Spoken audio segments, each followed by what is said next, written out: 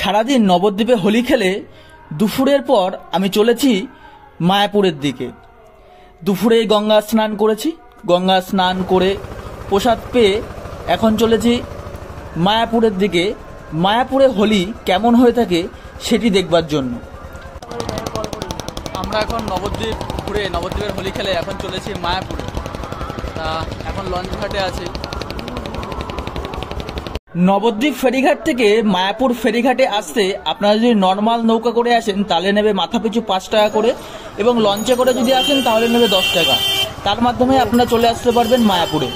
মায়াপুরে এসে সামনে দেখতে পারবেন অটো স্ট্যান্ড, সেই টোটো ধরে চলে আসবেন মেন মন্দিরে। মায়াপুরে এই জায়গাটা দেখতে পাচ্ছেন কি সুন্দর একটি ফোয়ারা, বিকেলের দিকে এই ফোয়ারাটা হয়। এবং দেখতে পাচ্ছেন প্রভুপাদের যে সমাধি মন্দির, সেই সমাধি মন্দির কি সুন্দর লাগছে দেখুন। আর প্রচুর ভক্ত সংঘ, আজকে প্রচুর ভক্ত এসছে দূর দূরান্ত থেকে।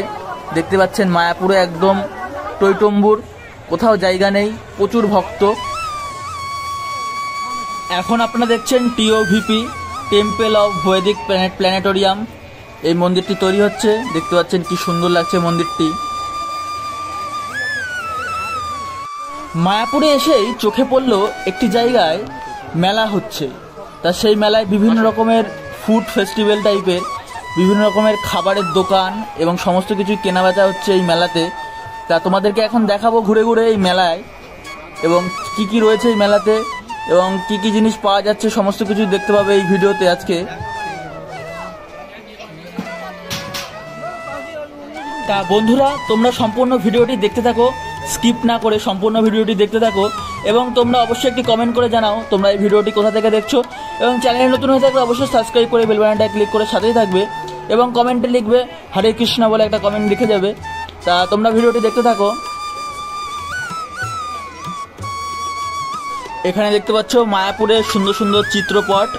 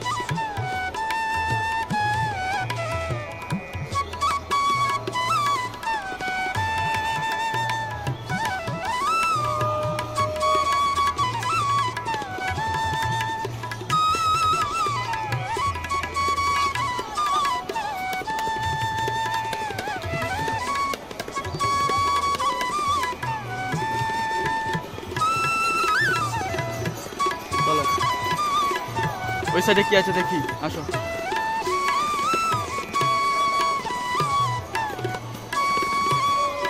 কত মোটা মোটা মালা, কত মোটা মালা, তুলসীর মালা, তুলসীর মালা।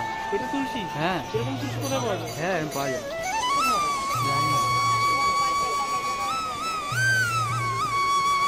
নীল রং দিয়েছিল না, নীলের মধ্যে পড়েছে কিন্তু বোঝা যাচ্ছে।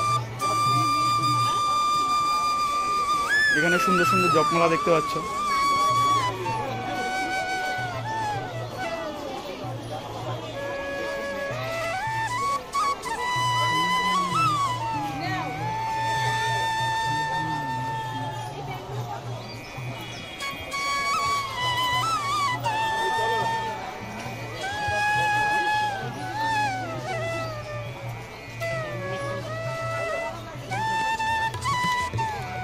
জিজ্ঞেস করো।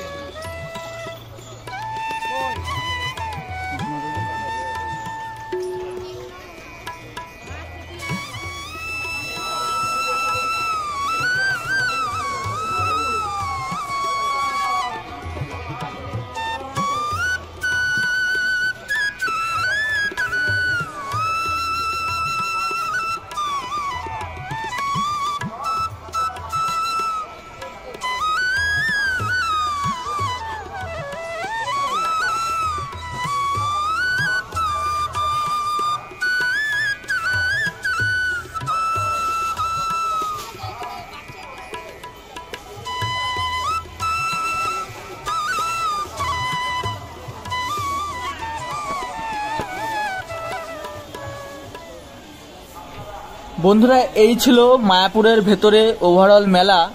তা এই মেলাটা দেখবার পর এখন আমরা যাব যেখানে গৌর অভিষেক হবে সেই স্থানে। আজকে তোমরা দেখছো এখানে গৌর অভিষেক হবে, কত ভক্ত সংঘ এসছে।